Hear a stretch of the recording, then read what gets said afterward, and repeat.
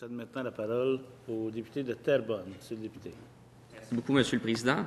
Alors également, j'aimerais saluer la présence de mes collègues du Parti québécois, Madame la députée de Taillon, ainsi que la ministre de l'Éducation et notre collègue de Charlesbourg.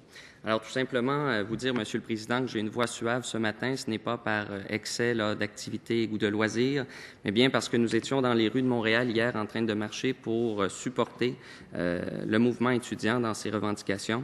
J'aimerais par ailleurs saluer la présence avec nous aujourd'hui de plusieurs représentants de la FEC et la FEUQ qui sont présents avec nous et qui ont fait preuve de solidarité et d'unité comparément à d'autres. Hier, lors de la manifestation, c'était très réussi. Alors, de voir, écoutez, que je suis présent aujourd'hui en pleine forme, l'esprit veut, mais le corps ne suit pas toujours, pour vous rappeler un peu certains débats que nous avons depuis quelques jours à l'Assemblée nationale à ce qui compterait l'accessibilité aux études. J'écoute la ministre, j'écoute le député de Charlesbourg, Monsieur le Président. Et évidemment, j'ai plusieurs questionnements en ce qui a trait à leur perception de ce qu'est l'accessibilité aux études dans notre réseau d'éducation québécois. Donc, le Québec a fait, vous le savez, depuis des décennies, des choix de société. À la fin des années 60, le Québec a décidé de démocratiser son système d'éducation, de l'améliorer en créant une accessibilité aux études, en créant diverses universités partout à travers la province pour faciliter l'accès aussi à ce réseau d'éducation. Et le gouvernement ne semble pas avouer qu'une augmentation des frais de scolarité a un impact sur le taux de fréquentation de nos étudiants dans les universités et sur l'accessibilité même. J'entends la ministre nous dire que l'augmentation qui est proposée actuellement par le parti gouvernemental est raisonnable. Le député de Charlesbourg également nous le dit, c'est une augmentation qui, à ses yeux, n'est pas drastique, alors que c'est la plus haute augmentation que le Québec n'a jamais vue dans ces dernières décennies, dans ces derniers débats politiques à ce sujet. On se rappelle qu'en 1990, lorsque les libéraux avaient dégelé également les frais de scolarité avec le gouvernement de M. Ryan, le taux de fréquentation avait largement baissé. Puis ça, c'est des statistiques qui, Monsieur le Président, viennent directement de son ministère. On peut le voir ici par ce tableau, que lorsque les libéraux décident d'augmenter les frais de scolarité, inévitablement, le taux de fréquentation des universités finit par descendre.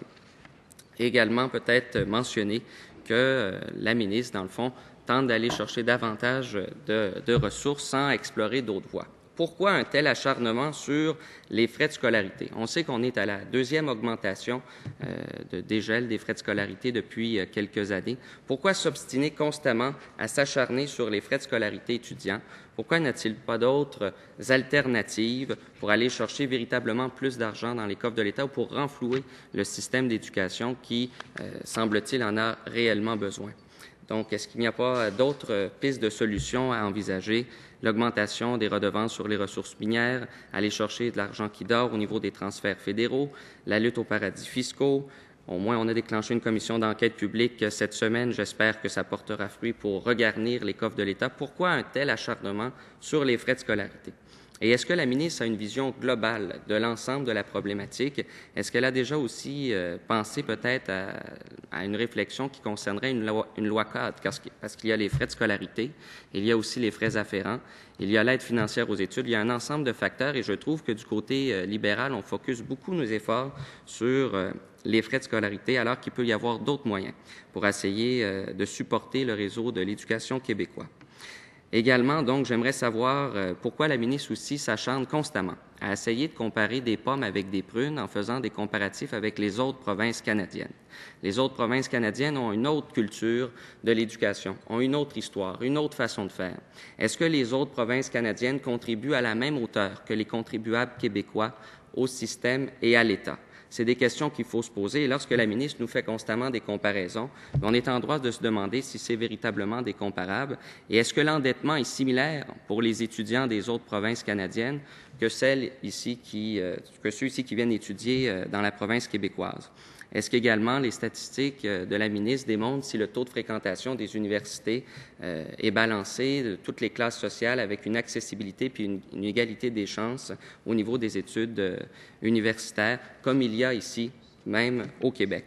Donc, c'est des questions auxquelles on aimerait avoir des réponses et on cherche à voir là, si le gouvernement libéral a présentement avec lui ces statistiques. Et, Monsieur le Président, je conclurai en disant que le Québec a toujours eu sa façon de faire qui lui est propre, a toujours eu son image et sa différence. C'est pas parce qu'on n'est pas nécessairement comme les autres qu'il faut absolument s'uniformiser et se comparer aux autres provinces canadiennes. Merci. Oui, je vous remercie, Monsieur le député de Terrebonne, qui est le porte-parole de l'opposition officielle pour la jeunesse et les affaires étudiantes.